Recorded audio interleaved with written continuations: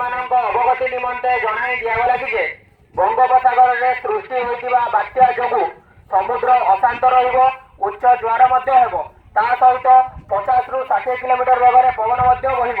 ଏଣୁ ଆସନ୍ତା 24/10/2025 ନିକଟରୁ 30/10/2025 ନିକ ପର୍ଯ୍ୟନ୍ତ କେହି ସମୁଦ୍ର ମଧ୍ୟକୁ ମାଛ ଧରିବାକୁ ଯାଆନ୍ତୁ ନାହିଁ।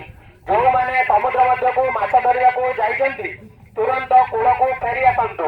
ଡଙ୍ଗା ଜାଲ ସୁରକ୍ଷିତ ସ୍ଥାନରେ ରଖନ୍ତୁ।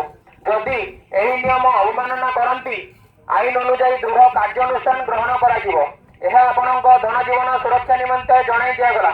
ମତ୍ସ୍ୟ ବିଭାଗ, ଓଡ଼ିଶା ସରକାର।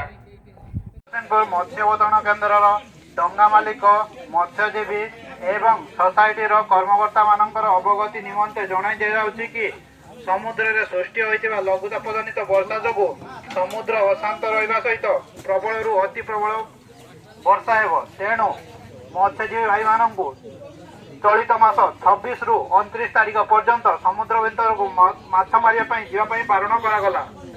ତତ୍ସହିତ ଯେଉଁମାନେ ଯାଇଛନ୍ତି ଆଜି କୂଳକୁ ତୁରନ୍ତ ଫେରିବା ପାଇଁ ଜଣାନ୍ତୁ। ଜାଲ ଏବଂ ଡଙ୍ଗାକୁ ସୁରକ୍ଷିତ ସ୍ଥାନରେ ରଖିବା ସହିତ ନିଜେ ମଧ୍ୟ ସୁରକ୍ଷିତ ସ୍ଥାନରେ ରୁହନ୍ତୁ।